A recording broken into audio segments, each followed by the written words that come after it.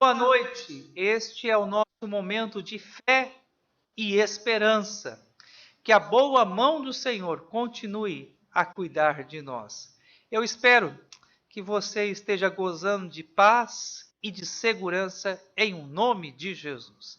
Nós vamos iniciar esse nosso momento orando, pedindo ao Senhor Deus que nos abençoe, que o Senhor mude a sorte de nosso país, que o Senhor nos traga livramento e nos guarde de todo o mal. Oremos.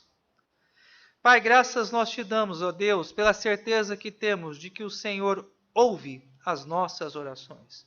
Te louvamos, ó Pai, pela esperança que há em nós, de saber que o Senhor atende a oração do teu povo. Clamamos, ó Deus, pela nossa cidade, pelo nosso estado, pelo nosso país. Guarda-nos, ó Deus. Livra-nos, ó Pai, de todo o mal. Pedimos, ó Deus, que o Senhor proteja cada casa, que o Senhor guarde cada família, livrando, Senhor, de toda esta enfermidade. Nossa esperança está em Ti. A nossa confiança está no Senhor. Oramos, ó Deus, em favor das nossas lideranças políticas. Pedimos, ó Pai, que o Senhor ilumine a mente e dê direção a cada um deles. Que haja, ó Pai, coesão de ideias, para que nós possamos, ó Deus, ouvir uma voz e nos sentirmos, ó Deus, seguros na direção que devemos trilhar. Oramos, ó Deus, por aqueles, ó Pai, que já estão desempregados, pelos comércios que estão fechados, por aqueles, ó Deus, que já têm sentido, ó Deus, o impacto econômico em sua vida. Guarda, Senhor. Não permita que venha a faltar o pão. Não permita, ó Deus, que estes venham a passar necessidade, mas que o Senhor possa supri-los, ó Deus, a cada dia. Reafirmamos, ó Deus, a nossa fé no Senhor. Declaramos que Tu és o nosso refúgio. Tu és a rocha, ó Pai, em que firmamos os nossos pés. Nós oramos, ó Deus, com fé nesta noite, em o nome de Jesus. Amém. Amados irmãos, antes de ouvirmos a palavra do Senhor, cantemos o hino 275 do Inário Presbiteriano, Cristo venceu.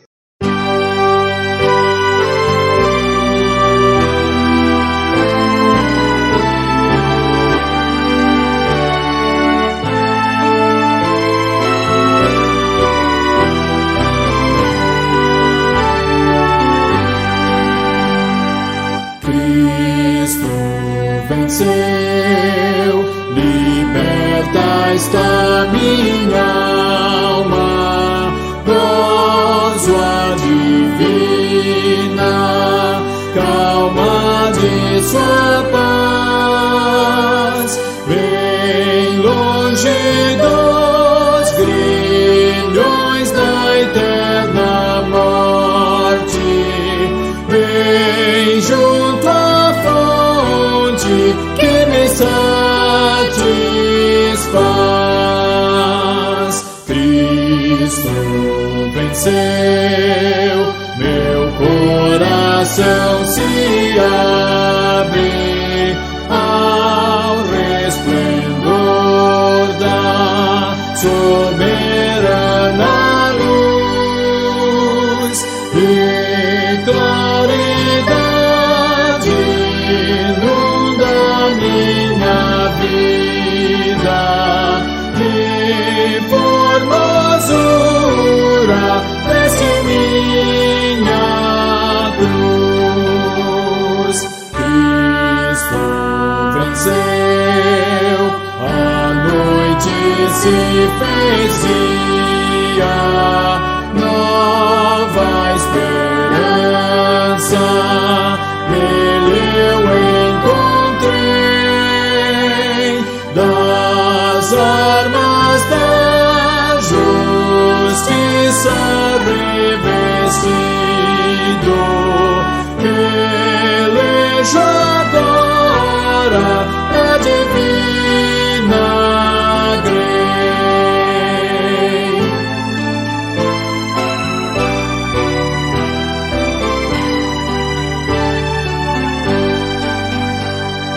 Cristo venceu, temores mais não sinto,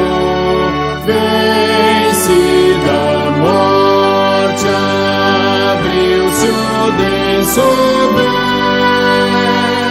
Cristo venceu, o Filho poderoso, reinai com Ele, viverei no céu.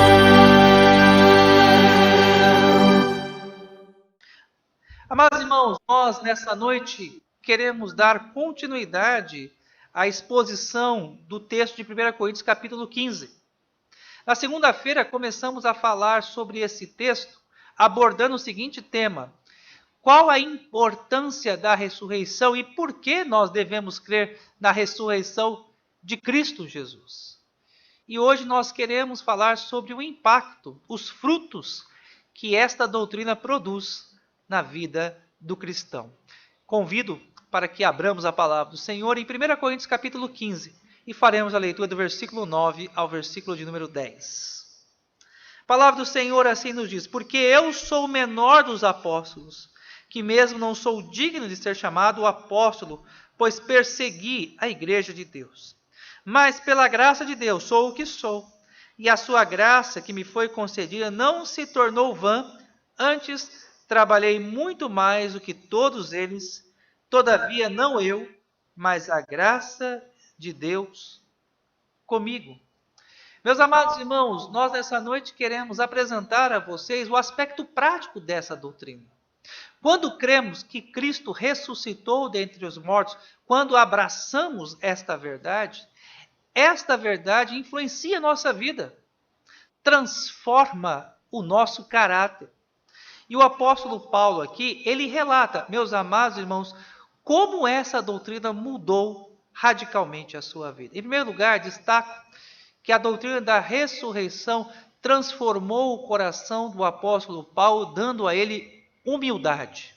A doutrina da ressurreição transformou o apóstolo Paulo, dando a ele humildade. Chamo a sua atenção para o versículo de número 9, quando Paulo diz: porque eu sou menor dos apóstolos, que mesmo não sou digno de ser chamado apóstolo.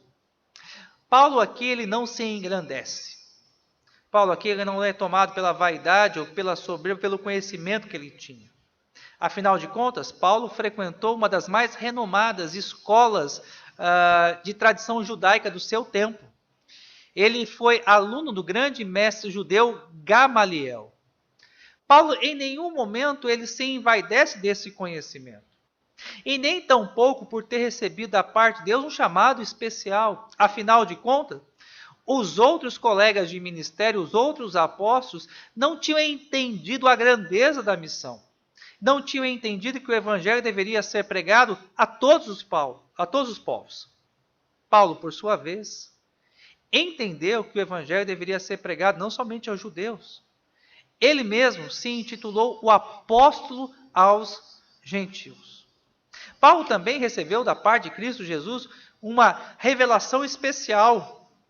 Ele ouviu do próprio Jesus o ensino do evangelho. Paulo ele não é tomado pela vaidade quanto ao entendimento da sua missão, quanto ao seu conhecimento teológico, e nem tampouco da revelação que ele havia recebido da parte de Cristo Jesus. Pelo contrário, à luz desse texto, ele se considera o menor dos apóstolos. E nem digno de ser apóstolo, ele achava que o era. Notem vocês que essa concepção, essa visão, esse sentimento de humildade, nasceu no coração do apóstolo Paulo após ele ter compreendido a gloriosa obra que Cristo havia feito por ele. Essa virtude nasceu no coração de Paulo após ele ter entendido a importância da doutrina da ressurreição de Cristo na sua vida. Essa doutrina impactou o coração de Paulo, transformou grandemente a sua vida. Não existe, amados irmãos, transformação de vida sem que essa transformação ela esteja embasada no Evangelho. É a mensagem do Evangelho que transforma o coração do homem, é a mensagem do Evangelho que modifica a vida do ser humano. E a essência da mensagem do Evangelho é esta: Cristo Jesus, ele ressuscitou ao terceiro dia dentre os mortos. Essa verdade transforma. essa verdade muda os corações. Em segundo lugar, chamo a sua atenção para a segunda virtude que nasceu do coração do apóstolo Paulo após o compreendimento desta mensagem, desta gloriosa verdade. O texto diz que Paulo, ele se torna um homem ousado. O texto diz, mas pela graça de Deus sou o que sou, e a sua graça que me foi concedida não se tornou vã. E de fato, podemos observar que a graça de Deus presente na vida do apóstolo Paulo não se tornou vã.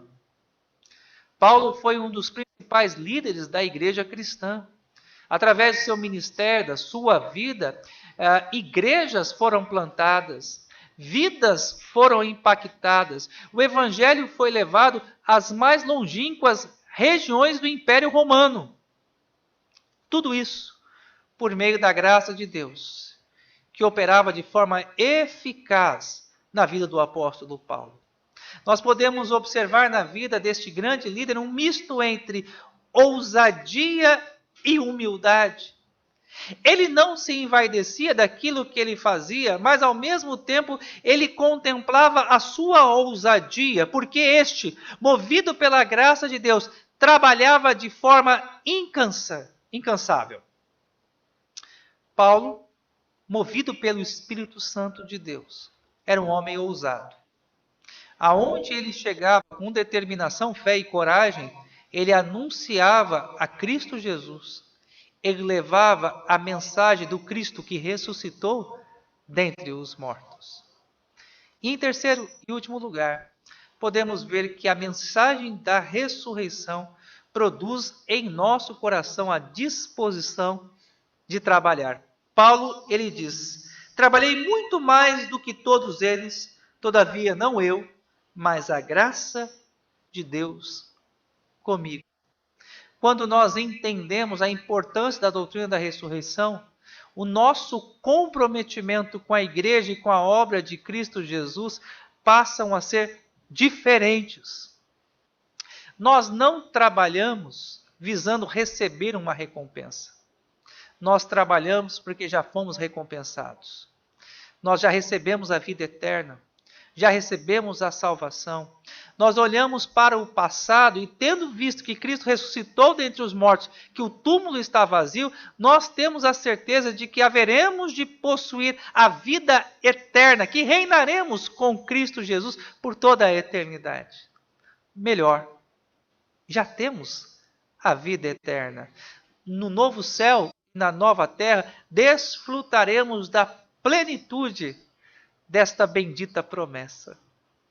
É muito importante que eu e você entendamos que o trabalho, amados irmãos, visa a glória de Deus. E servimos ao Senhor porque Ele nos amou primeiro, porque Ele nos salvou, porque Ele nos redimiu. E é movidos por essa certeza, conscientes dessa obra, que nós nos dispomos a trabalhar. E devemos trabalhar de forma incansável.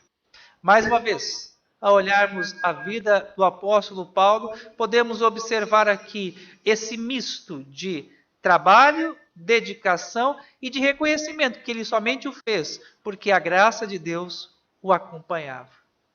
Portanto, meus amados irmãos, à luz da doutrina da ressurreição, eu e você aprendemos que devemos ter 3 virtudes que devem acompanhar a nossa jornada, que devem fazer parte do nosso dia a dia. Primeiro, a doutrina da ressurreição produz no coração do crente humildade, por ele saber que se ele foi salvo, não foi salvo pelos seus méritos, mas a salvação se deu pelo sacrifício, pela morte e a ressurreição do seu Senhor. A doutrina da ressurreição também produz em nosso coração ousadia, produz em nosso coração coragem, de falarmos dessa verdade, de proclamarmos essa santa e bendita verdade. Nós não podemos nos calar. Nós não podemos ter medo dos críticos, dos céticos, dos descrentes. Antes, nós devemos afirmar de todo o nosso coração que Cristo vive, que Ele ressuscitou, e porque Ele ressuscitou, um dia também nós ressuscitaremos. E essa doutrina produz no coração do crente disposição para o trabalho. Você que está me ouvindo nessa noite, vamos trabalhar. Vamos arregaçar as mangas, vamos falar do amor de Cristo, anunciarmos o Evangelho, vamos nos dispor a fazer a obra de Deus. Lembrando que pelo seu amor, pela sua graça, pela sua infinita bondade, fomos salvos, fomos redimidos. Louvado seja o Senhor que nos salvou. Bendito seja o Deus que nos elegeu. Louvado seja Cristo Jesus, que ressuscitou ao terceiro dia. Deus te abençoe. Que Deus te guarde. Que você tenha uma noite de paz, uma noite de descanso. Que o Senhor renove a sua força, a sua fé e a sua esperança. Se Deus assim permitir, nos vemos amanhã e continuaremos a falar sobre a ressurreição e o sentido da Páscoa, tendo em vista que no domingo, se Deus assim permitir, celebraremos a Páscoa do Senhor. Forte abraço do seu pastor. Deus te abençoe em nome de Jesus.